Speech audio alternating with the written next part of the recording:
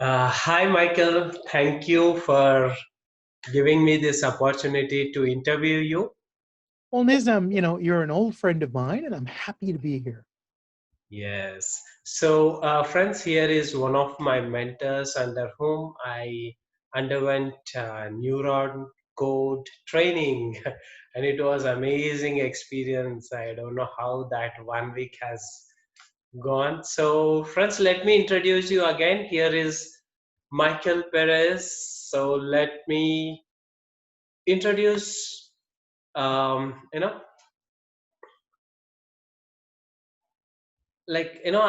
running short of words, friends, because the reason is here is the man who has got amazing sense of humor I have ever met. So Michael Perez has been helping people to overcome their problems and improve their performance and their life satisfaction for 3 decades. That is amazing journey, Michael. He uses conversational hypnosis and neuro linguistics as his primary tools to help his clients to affect positive change at a deep conscious level. Michael feels that coaching or facilitating people is at the core of his life's purpose. He is known for being both tenacious and dedicated to helping his clients change their lives for the better. He is often able to help where previous attempts at coaching or therapy have failed. Michael is well known as being a court of last resort and helping even impossible clients to get great results. Michael has worked with athletes to improve their performance and even to break world records. He has helped world famous musicians find their groove and help them to improve their performance and to perform more consistently. He has helped new entrepreneurs to get into the right strategic mindsets and to build an array of constructive habits to launch successful companies. And he has helped people who thought their lives would never go back to normal to overcome an entire range of persistent issues like chronic pain, fears, anxieties, melancholy, and procrastination. So that's Michael for us, friends. In short, so Michael, That's a thank lot. you once again. Yeah, so Well, thank you. I really appreciate being here, and I'm happy to have a chance to say hello to folks and yeah, and thank you. hopefully to give you something that will be helpful for you. Yes. And Michael, here is my first question. Hmm. How did you get into NLP? Well, first I was born, and shortly after that, I went on and I did a number of things until finally one day I was much older. And about that time, well, I mean, I was working in IT at the time. And one of the things that was true about me was that I was one of the rare sort of technical engineering guys who was also really good at explaining things to people, at having conversations, and not alienating or angering people, which some of the other technicians weren't necessarily able to do. And so, a company where I was working, they said, "All right, Michael, uh, the technical people who are running technical support are actively angering our customers and driving them away, telling them that they should just return their computers because they don't deserve to use them because they don't know what they're doing. And we'd like you to teach them communication skills. We'd like you to teach them soft skills." And I said, I know that I do that, but I have no idea how I do that. Okay. And so I went out and I found a thing called, and well, they also told me, well, you either need to do it or you're fired. So I said, well, okay, then you're going to have to give me about 6 months to figure something out, and you're going to have to give me an unlimited training budget because I'm going to have to learn how to do it. And then I found a thing that was called a neurolinguistic program. And that was interesting to me because first off, it promised to teach communication skills, which was important. It promised to teach accelerated learning skills, which was also important. And then finally, It was based on a fundamental metaphor of programming a computer. Now, the people that I were working with were computer engineers. So I'm like, okay, well, this is exactly the metaphor that they're going to understand. Because if you think about it, people who are very technical or spend a lot of time working with computers, and look, um, until very recently, almost all the Indians I know worked in IT. Yeah. India is the greatest source of IT people in the world. Yes. But what makes a great IT person is often the fact that people are sometimes incomprehensible. It's really hard to understand people, but it's easier to understand logic. It's easier to understand a machine. It's easier to understand something where there's a book where you can look things up, and as long as you get things right, they work. Hmm.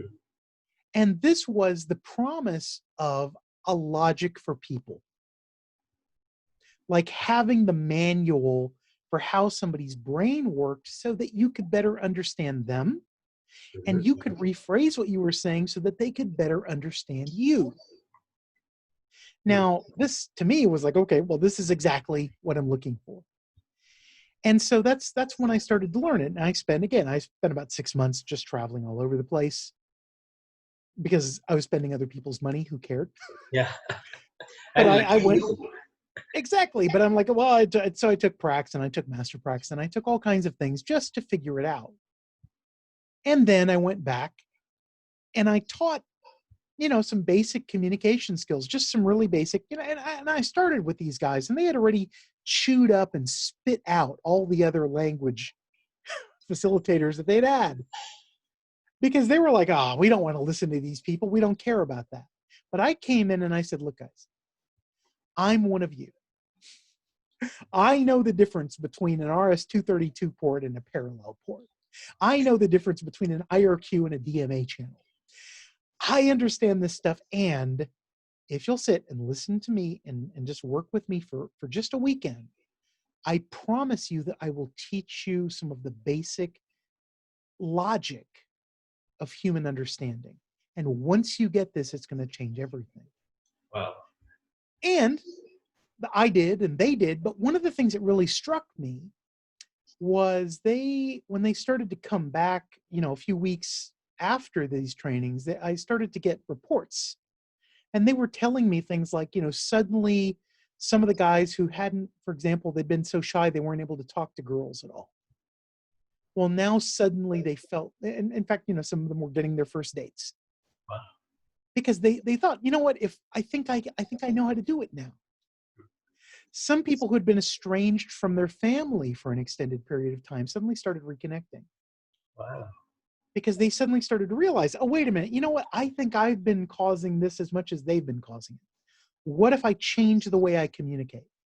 What if I change my frame? What if I meet them on their level? What if I pace and lead? And as all this stuff started to happen, their lives started to change.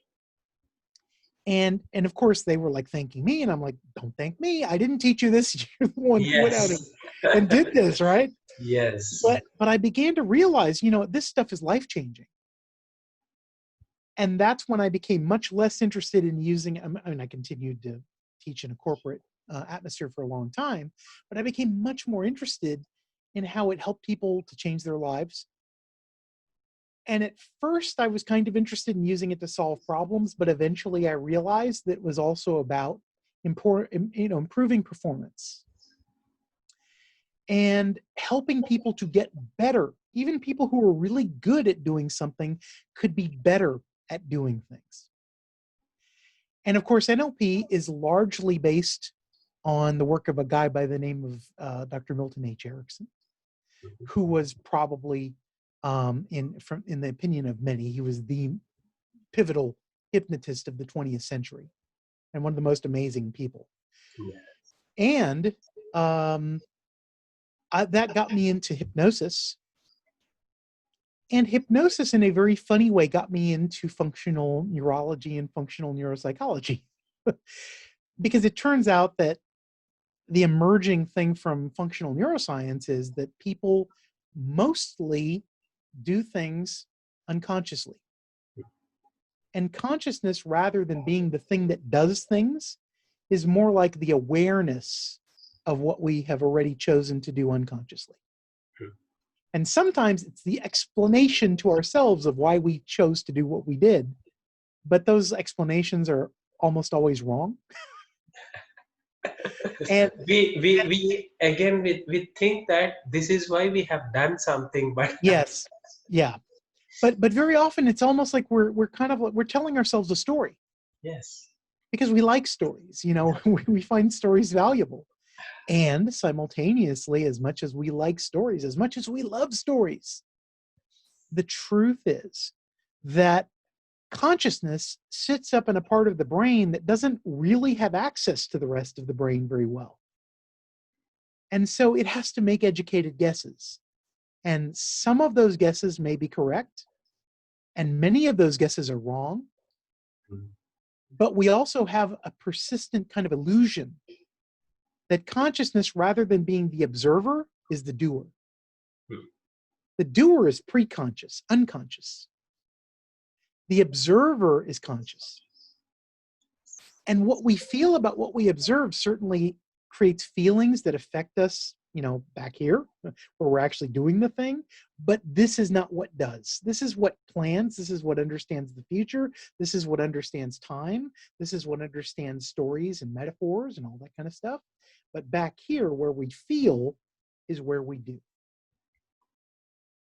There's an amazing book by a neurologist, a foundational book called, the neurologist's name is Dr. Antonio Damasio. And the book is named The Feeling of What Happens. okay. And one of the great things about that book is that, aside from just being a lot of stories about neurology that are actually interesting, which is not necessarily something that's always true about neurology books, but he explains that we do things based on a feeling rather than logic. Okay. Logic is mostly used to kind of explain the reason why we did the thing to ourselves and try to work it out, but it's a bit like a detective story. Because where the logic comes from is not where the doing comes from. And so it's a bit like the blind leading the blind. And so if I want to help people to make those changes, I have to help them make it at the deep unconscious level, which is where I use tools from NLP. I use tools from hypnosis. I try to keep it very conversational. But of course, you've been on the Neuron Code, so you know this. It's all about what you can do in a regular conversation that affects people at a deep unconscious level and helps them to go into a state where they can change more easily. And then you can use tools like, conversational change, some of the more, cognitive NLP-based stuff, EFT. All of these things can then work in that state that allows those things to work much more powerfully. Does that make sense? Yes. A Okay. lot. And I probably overshot your question a little bit, so my apologies. Once I start talking, it's hard to stop me. Yes. It was like, I'm a again, bit like a landslide, I just keep going. But you were saying, yeah, it was like, again, I'm sitting in the neuron code class and listening. So I don't. That's awesome. Thank you. And I have to say, Nizam absolutely was a continual series of jokes were coming from the Nizam corner. Wherever he was sitting, there'd be jokes flowing in this direction, to which I would automatically respond because I enjoy laughing more than just about anything. Yes. It was amazing experience. For And sure. Michael, what interested you to explore Ericksonian hypnosis? Well, and again, part of the things that I'm interested in taking anything and pushing it as far as it'll go. I like to take something and just ride it until the wheels fall off. Mhm. And I started becoming more and more interested as I was doing NLP, and I was because as I was working in the corporate world, I was still doing about 20 hours a week, working, just doing, conversational coaching and change work and that sort of thing. And I started to run into the edge cases, into the things that I wasn't able to do, with people that I wasn't able to help.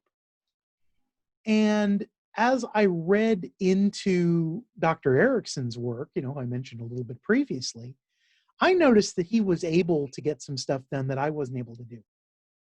Now, NLP contains something that's called the Milton model. And that is essentially, it's supposed to be a model of what Dr. Milton H. Erickson did in order to get the change that he got. So a model is meant to represent the differences that make a difference in what an exemplar of excellence does. And following that model and getting really good at it to the point that other exemplars were telling me that I was really good at it, I wasn't able to do some stuff that Erickson could do. And that told me something. It said to me, Michael, clearly he was doing things that you're not doing, so therefore this model is incomplete. And so I spent 5 years Oh my modeling the work of Dr. Milton Erickson with luckily, Gregory Bateson, and then after him, Jay Haley, went in and they did a lot of recordings and filming of Erickson's work. And then, of course, later on in his life, some other people also recorded a lot of his work. So I went through and I looked at all of that material. I ran over all of his case studies and all of his notes and everything that I could get my hands on via university, interlibrary transfer and all this kind of stuff. And I just worked out everything that I possibly could, using the tools that I had learned from NLP about modeling and about implicit modeling. And then when I was done, I took those tools and suddenly I could do things that I couldn't do before. wow. And so that was where I really got into this idea of, NLP is an amazing tool set. I think everybody should learn it. And there's more than NLP that you can also learn in addition to that. And so if we take all of these various sort of complementary disciplines, when we start to bring them together and integrate them together, then the whole becomes greater than the sum of the parts. And so I took a very, again, when I was, there was some time a little bit later on when I was working as a community mentor at one of the largest NLP communities on the internet at the time, back about 10 years ago, a place called NLP Connections. And one of the things that was really interesting doing that work that I was doing and working with so many people from so many different schools of NLP, there's many NLP tribes. Most people don't, think of it Yes. as one thing, but actually there's a whole bunch of little NLPs. Yes. And I always thought about what I was doing was very much, my position was I'm Switzerland. Now, this means that whenever in a Bollywood movie they do a dance number, they have to come to me in order to dance in the Alps. But no, what that actually means in this case is it's about an integrationist approach. Not this one is right and that one's wrong. This one's right and that one's right. And if we mesh them together, we start to create something that is more. I took the same point of view between Ericksonian hypnosis, which is, the stuff sort of based on Erickson's work, and then more authoritarian or more traditional schools of hypnosis, and even some of the deconstructionist schools of hypnosis that arose after that. And bringing all of that together, I started, coming up with kind of a grand theory of how stuff worked, but not only theory, but practice. Practice, yeah. Because as much as I'm, look, I'm intellectually curious. I like to talk about things. I like to philosophize, but I'm more interested in what I can do and in how I can help. And if something is just an intellectual curiosity, but it doesn't give me superpowers, I'm not interested. Does that make sense, Nizam? Yes, Michael. Thank you. And Michael, there is this classical code of NLP, there is new Yes. code NLP. Yeah. So you have learned, observed, explored both sides. Yeah. So, Or in fact, even, let's face it, because there's a whole bunch of different, quote, classical codes. There's even a few different U codes. okay. So, in my opinion, I think the really important thing is to learn broadly. Okay.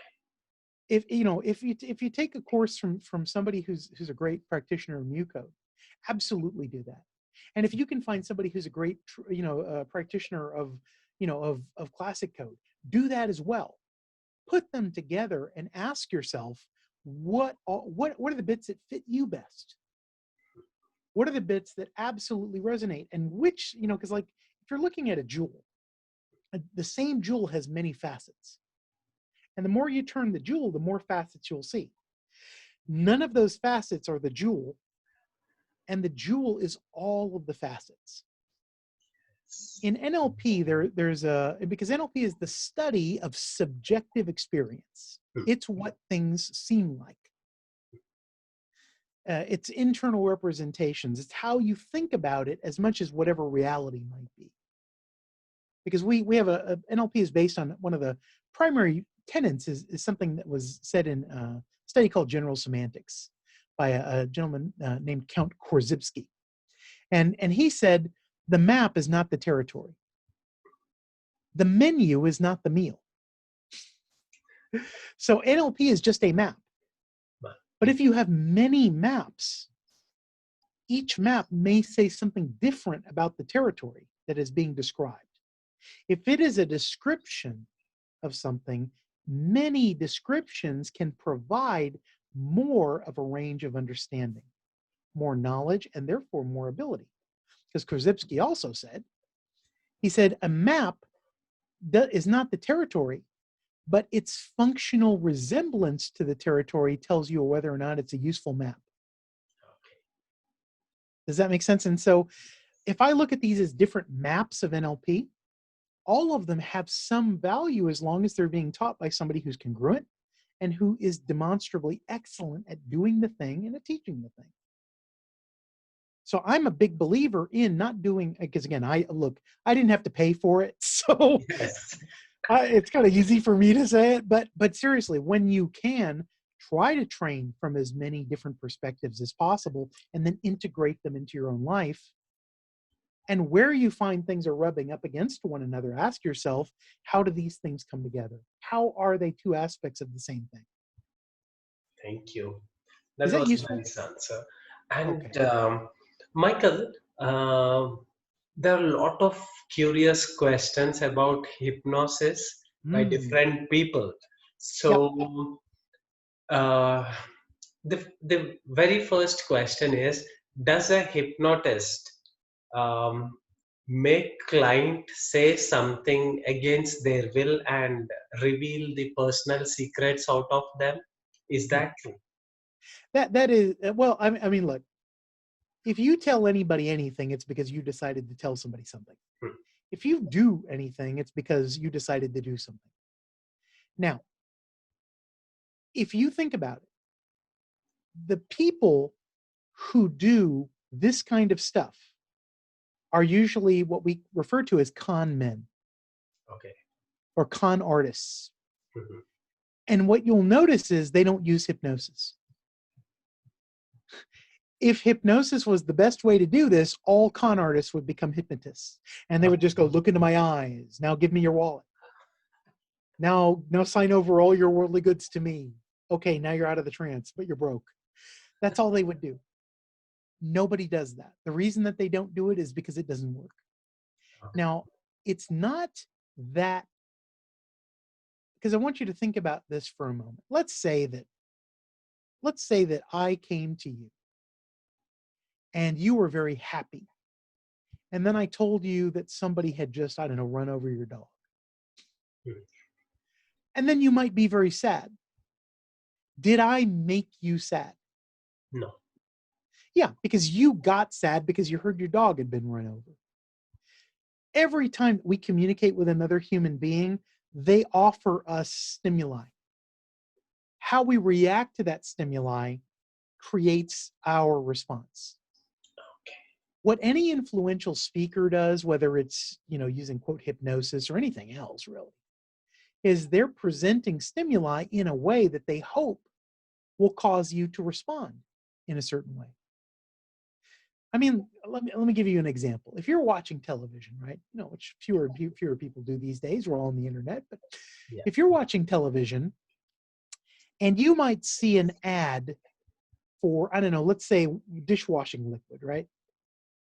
Now, one of the things that you'll notice is that the lady in the ad, she's wearing a really beautiful salwar kameez or something.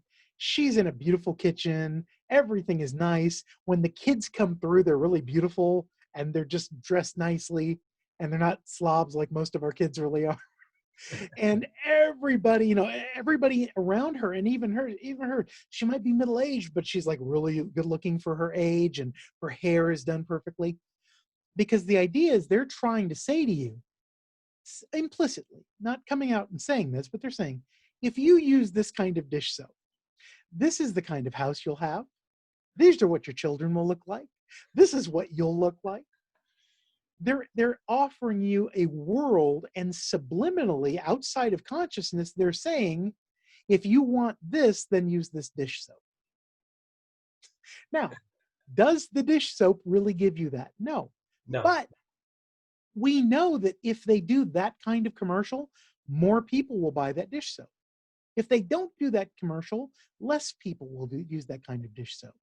So we're constantly being influenced by information that affects us unconsciously, affects the way that we feel. Okay. Okay. Hypnosis is about creating responses by giving us stimuli that we process at a very deep level. Does that make sense? Yes, yes. And then, Michael, tell me, once in a while, like in the newspaper, we read that there was a man sitting in a park. Yep, Suddenly, someone approached. yep, They started speaking to them, and then yep, they hypnotized. And by the time the man came into his senses, yep, he realized that he was robbed. yep. Then, uh, what happened there then? Well, and again, this is one of those things where we can use the term hypnosis quite broadly. Hmm. I doubt that whatever that gentleman did or did not do to this person, and let's face it, some of it might have been because they were talked out of their money, or they even lost their money, or they gambled away their money and they didn't want that to be the story. So they came up with some other story about how they lost their money. But what I will say is that even when it's true, Hmm. there whatever that person may or may not have done to them, which could have involved anything up to and including, I don't know, blowing opium in their face or using chloroform on them. Who knows? Could be. But because I don't know. But what I can tell you is probably that's not what a hypnotist does in their daily practice. Because most of the things that hypnotists do require compliance. Hmm. And if you don't comply, you don't comply. This is one reason why hypnotists complain about something they refer to as resistant clients. Okay. These are people who decide not to go along with it, right? Hmm. And so there is a level at which there has to be some shared intent, Mhm. and there has to be a sense of this. Now, what are the exceptions? The exceptions are if somebody is just absolutely bullied into something. This is where a lot of hypnosis is referred to as authoritarian hypnosis, because this is someone that's trying to take control and take authority in such a dominant way that they, essentially become fixated upon. But even that kind of stuff still requires somebody to be compliant. You still have to agree to let it happen. It's not just universal. Okay. Thank you. Because this clarifies the biggest myth Oh, of yes. hypnosis. And Yeah. let's talk about the stage hypnosis.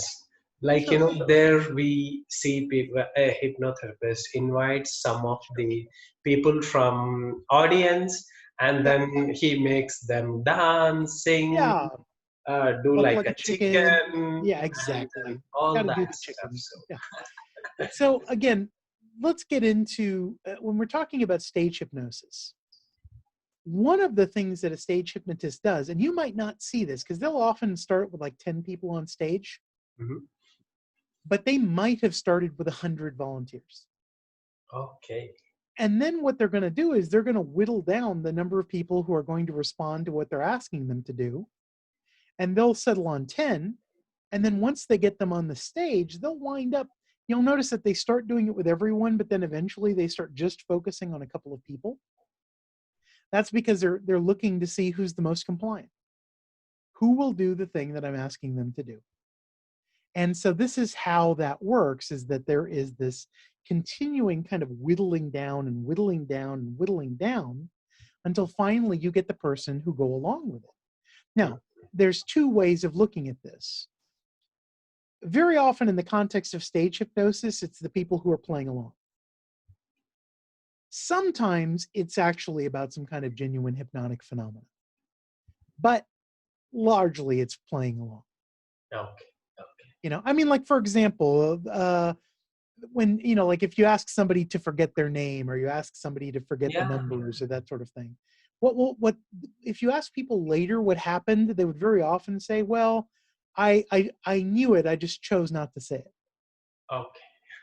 That kind of thing. Now, you could ask the question, well, is that true, or is this a lie that you're telling yourself to give yourself, the sense of efficacy in that situation? But we don't know. So what I would say there is that very often stage hypnosis and actual more legitimate uses of hypnosis and things like coaching and therapy, Mhm. probably they're pretty different from one another. Okay. And this is also, again, problematic when you start getting stage hypnotists to insist that what they do is equally useful in the context of therapy or therapeutic work, and then you start running into some problems. Okay. And Michael, as you said just now, like on stage hypnosis, like hypnotist asks, like, now you forget your name Sure. and this and that. But in therapy context, in Yes. therapeutic context, Hmm. is it really possible for a hypnotist to help his or her client Hmm. to erase memory? Okay. I don't see. I think we have a little bit of a fundamental problem with memory because we think about memory as a recording. Hmm. Memory isn't a recording. Every time that you remember something that happened to you, you are reimagining whatever happened. We've proven in psychological and neuropsychological science over and over again that memory is reconsolidated. That means that essentially we make it up again every time we remember it. Okay, okay. And so if you think about it that way, we are constantly forgetting and we are constantly reimagining Mhm. based on some things that may have been stored. But even the most vivid memories you have, we've shown there are certain things that we call flashbulb memories. Mhm. So, so for example, like in my generation, and especially in my part of the world, there was the 9/11 terrorist attacks on New York City, where they knocked down the World Trade Towers with the airplanes. Now, most of us who lived through that, and especially if you're in the part of the world where that's important, we remember what we were doing when we heard it, and we can tell you a very detailed story about what that was. But one of the things that they did in a psychological study is they took those detailed stories, and then 10 years later, because they did it immediately after the attacks in a university in New York City, and then 10 years later they went back to the same people, and they all gave very vivid, very detailed accounts of exactly what they're doing, because we refer to those moments of what we call flashbulb memories. Okay. Because, like, for example, I can tell you what I was doing that morning, but I can't tell you what I was doing the Wednesday morning before that, Yes. because that day stands out, whereas the days around it do not, because nothing important or traumatic or dramatic happened on those days, right? But what they found is that even though people had really detailed, explicit memories of what happened, they weren't the same story that they told 10 years before. Okay. The facts had shifted. Like, for example, some of the things that other people told them suddenly became things that they thought was true. They thought it happened to them when in fact it was somebody else telling them a story. And in their head, they now have sort of merged those things together to create a new moment. So, one way of thinking about it is this: rather than thinking about memory as a recording of what happened, like as though it was like a videotape, or, well, that's old, it would be an MP4 file on your camera, right? Or on your phone. Then what we can say is that what it actually You remember some things about what happened, but as they revivify in the moment, you are recalling them in the light of what is true now. Now, okay. And they're trying to, because it's really about memory, and memory helps us to learn lessons from the past that make us more survivable in the moment, make us better, make us more capable, make sure that we, continue, that we stay alive. And so all of these things from the past, these little nuggets, get mixed in with whatever lesson you're trying to teach yourself. And that's what creates memory. Okay. And so if you think about it that way, what a hypnotist will often do is they will put somebody into an altered state of consciousness where it's like a dream-like state. And then they will ask them to reimagine something so that they now have a memory, a new memory of having done something that maybe even they never did, but it's something that serves them. Because again, we start coming into this idea of compliance. If I start asking you to do something that you don't want to do, you're not going to do it. But if I say, will you cooperate with me in order to have this really vivid dreamlike experience? Then you will, and it will serve as a new imprinting memory that teaches you something going forward that helps to change the way that you act and the way you behave and what you do with your life going forward from there. Does that make sense? Yes, yes. But now I understand, like, Michael, that what happened 10 years ago, the way I remember then, the Yes. way I remember now is different. Yes. Fine. But this, with most of the experts, I keep asking this. Sure. In India, I see these advertisements by NLP trainers, Yes. erase your memories, a Yes. 2 hour workshop. Yes. That's what I was asking about, like Well, erase your memory by well, using NLP maybe they do techniques. like brain surgery really cheap. They could do like group brain surgery, and here we're gonna a frontal lobotomy. We're gonna take an ice pick and go behind the eye or up your nose and fiddle around with your frontal cortex, and then you won't remember anything. But think about it. Let me ask you a question. Yeah. Even if you had a really traumatic experience, is is the problem the experience or is the problem the trauma? Experience. So, because if you had a really traumatic experience, Mhm. is the problem that you had the experience or is the problem is that you're traumatized? Traumatized. Exactly. Yeah, yeah. And so erasing the memory just means that now you're traumatized and you don't know why. Okay. And because what we sometimes refer to is there's a phenomena in psychology we refer to as free floating anxiety, Mhm. which just means you're anxious and you don't know why. Okay. Okay. So that's what I'm saying is that basically if you don't the memory is not the problem, the experience isn't the problem. The problem Uh-huh. is the trauma. Then therefore you must deal with the trauma. It's the response and the way that response echoes that is the issue, not the fact that the thing happened. Because you can put two people in a war, one comes out with PTSD and the other does not, even though they had the same things happen to them. Okay. Because the issue is not the memory, the issue is how did I represent that memory to myself? Again, NLP being the study of subjective experience. How you represent it to yourself and how he represents it to himself are different.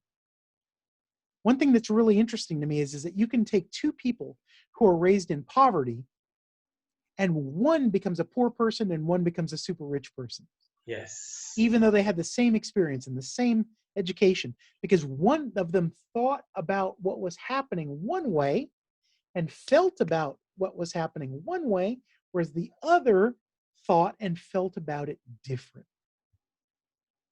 That's why in NLP, one of the things we seek to do is we seek to understand how do people represent things to themselves, especially how do exemplars of excellence represent things to themselves so that we can not only have the experience, but do the internal representation in a similar way so that we get similar results. Does that make sense? Yes. And Now, of course, hypnotism is really useful because that focuses on what are your unconscious processes, what are your unconscious responses that you're having to things, even though you're not thinking about it as being unconscious. wow, now I get it. Let me give you one just real quick stupid example. It won't take long. For you, my friends in the audience, how many of you think about speech as being something you do consciously? Just talking. You do that consciously or not? I'm going to guess that many of you, unless you've already guessed that this might be a trick question, many of you answered yes. And the truth is, where do you conjugate verbs? Where do you diagram your sentences before you speak them? Where you decide on adverbs, adjectives, pronouns, conjunctions, where do you do that? You don't, not consciously. No. What's actually happened is you're talking, and as you talk, what you are saying comes into consciousness. Yes.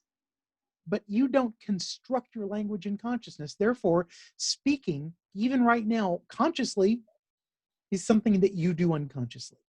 Okay. Make sense?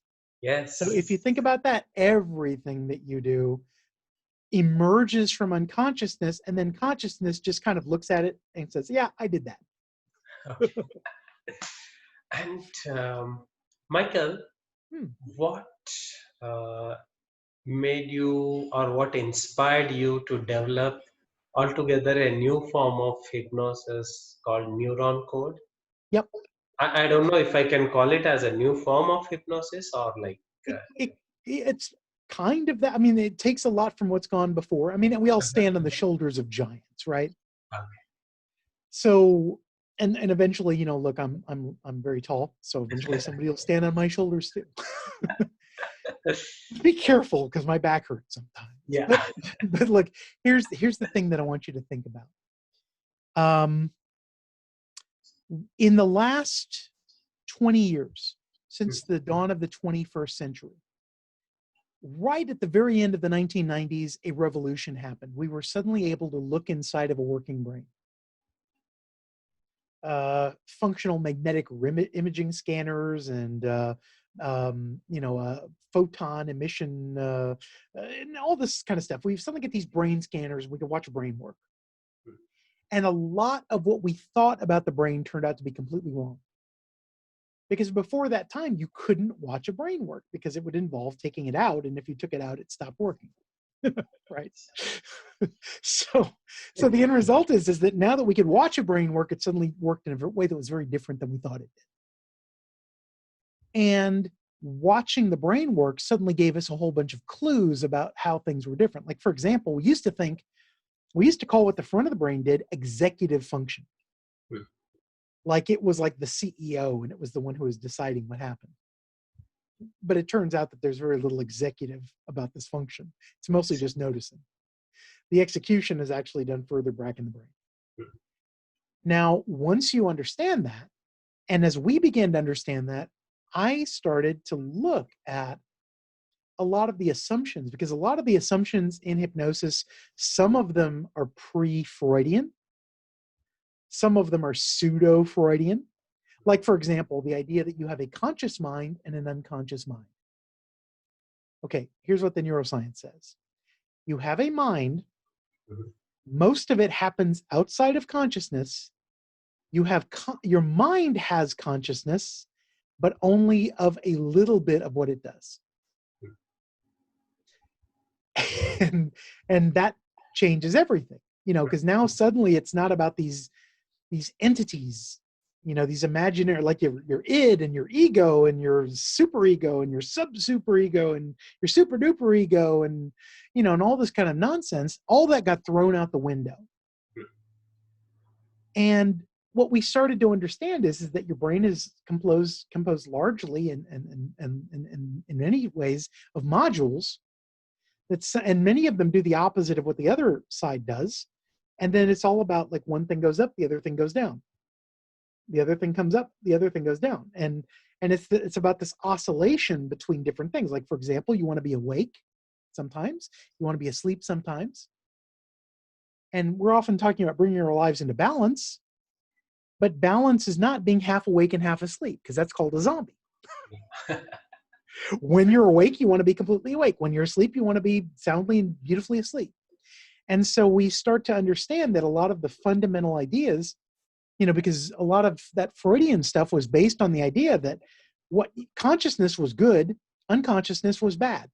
Hmm. And True. the conscious mind had to take control. You had to master yourself. Well, the moment you talk about self-mastery, mastery implies slavery. To master yourself, you must enslave the rest of yourself. Well, who gets to decide which part of you gets to be the master and which part of you gets to be the slave? And here's the other trick. If you fight yourself too much, then you know what happens?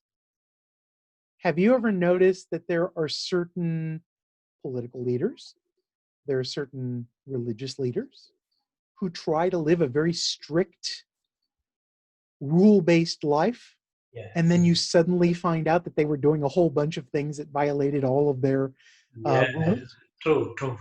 Because very often these are people who are trying to master themselves, and eventually you get tired. Eventually the other stuff is going to come out. So what I teach instead is the idea that we have to synchronize and harmonize with ourselves.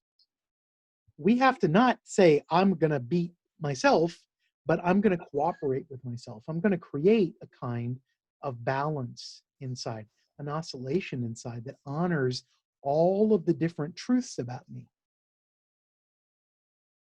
so that I can do everything in the way that is the most beneficial and the most positive in terms of the outcome that it creates for me in my life, rather than trying to suppress anything in particular. Does that make sense? Yes. Okay. Thank So, and that's you. what I try to help other people to do too. But I do it personally as well. Yes. Because if I didn't, I'd be a very miserable person. True. Like I recall you saying you can't take your client where you don't belong to, or Yeah, where you haven't gone. yeah. Taking somebody else to where you haven't been, Being, yes. yeah, is pretty difficult. And this is why all work with others begins with self-work. And if I'm going to take somebody into a state of consciousness, I need to have been there first myself. And that also means, again, this idea that we don't despise anything. We don't say this is a bad state of consciousness. We just say this is a state of consciousness. It is useful in some ways. Like, for example, a lot of people, they don't like fear. Well, you know what? Fear is what keeps you alive. If you weren't afraid of tigers, you would go up and pet them. That's not a good idea. Don't do that. Yes. Instead, have the Very respect. bad idea. Yeah, have the respect for the tiger. Yes. Don't just spend your life being afraid of them, but in the proper categories, make sure that you're taking the right steps, right? Fear motivates us to take proper action when it is necessary. I don't want the kids not fearing jumping out into the street in front of cars, because the cars are not made of rubber. I want the kids to have the respect that comes from the knowledge that something could be dangerous, and therefore they order their lives correctly. Now, if we think about every negative thing as having a positive aspect, because everything that we do is something that comes from us being successfully evolved creatures. And all of your ancestors were able to stay alive until they procreated. Isn't that amazing? Yes. Not one of your ancestors was unsuccessful in staying alive until they had babies. And that means that you are from a long line of survivors. And that means that every human evolutionary trait is a survival trait. And you are the end product of success after success after success for 1 million years and more. Once you understand that, then you will understand that everything serves a purpose. Your only question is to ask yourself, where is this useful? And where is it not useful? So that you can honor the value and understand when it's time to push that aside and to do something else. Awesome. Thank you. Useful? Yes. Good. And Michael, I'm curious to know about the program you want to do, especially with the Indian audience. So Yeah. could you please tell about it? What is Well, it see, about? normally, Mhm. and of course, right now, as we're talking, these are not normal times. If you're listening from the future, just be glad that you're not here. But normally, I would come to I come to India at least once a year, and I teach the neuron code and some other stuff, and that's wonderful. But right now, uh, we're not in the position to do that. And one thing that I've noticed is that a lot of trainers from the West who do NLP and hypnosis, we price our stuff for the market in the West, and that very often doesn't make any sense in India. So for my Indian friends, I want to create a very special offer. Now myself and another really amazing NLPer, a guy by the name of Darren Shaw, who also spoke recently at the NLP summit that my good friend Nishit Shaw put on. We've decided to do something for the Indian market, and we're calling it the Mastermind Masterclass. Wow. And basically, what that is, that's we're setting up a private community for people who can share some of the things that they're going through, some of the things that they're learning, some of the ways in which they're trying to improve, some of the challenges that they're facing. And we're going to have like a discussion board and a forum to help support everyone in doing those things. And Darren and I will both contribute to that. But once a week, Darren and I are going to do kind of a conversation where we talk about the things that have been coming up so that we'll give you a kind of apex prime coaching conversation from two really clued in NLPers and hypnotists who are also at the same time um, able to approach it from slightly different angles. Again, this multiplicity of points of view, right? So that you're getting essentially a sort of a custom tailored coaching conversation based on what's arising from the people who are working in the group. And you'll see how Darren and I work, and you'll get the benefit of our work. And then once a month, we're going to do a mastermind call where everybody is going to be in on the call. And then we're going to go round and round and answer questions, discuss things. People can have their chance to give their input and just, create this kind of rising tide that lifts all boats. You know what I mean? Yeah. And again, I'm aiming this at the Indian audience because, well, I love hanging out in India. And since I can't be there in person right now, Yes. I've decided to, extend an opportunity for people to come in to what we're going to keep as a pretty, reasonably small community. My apologies. But we're going to keep this as a reasonably small community because we want to be able to give people a kind of individualistic experience, but coming from, again, multiple angles. Because human beings, we are fundamentally social creatures. And we rely so much on that kind of intermeshing of community support to help us to be extraordinary. So, what's better than a group of people who are working to be extraordinary coming together around some people who, and Darren and I both have a set of skills that's very much involved around helping people to be extraordinary. Yes. And Amazing. so, yeah, we're really looking forward to that one. Excellent. Thank you. And Michael, if Yes, anyone wants to reach out to you for personal sessions, how can yes. they contact you? Again, my apologies. First off, don't cough on me. But certainly, what I'd say is go to www.michaelperezhypnosis, all one word, michaelperezhypnosis.com. Now, if you go there, first off, you can book a session.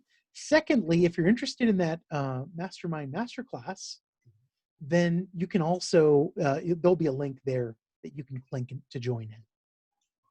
Thank you. So we're really, really looking forward to that, and we hope that you can attend. And here's the other thing: if you're, especially if you're one of my Indian friends, you will see some pricing on the site. You'll also see have a free consultation with Michael.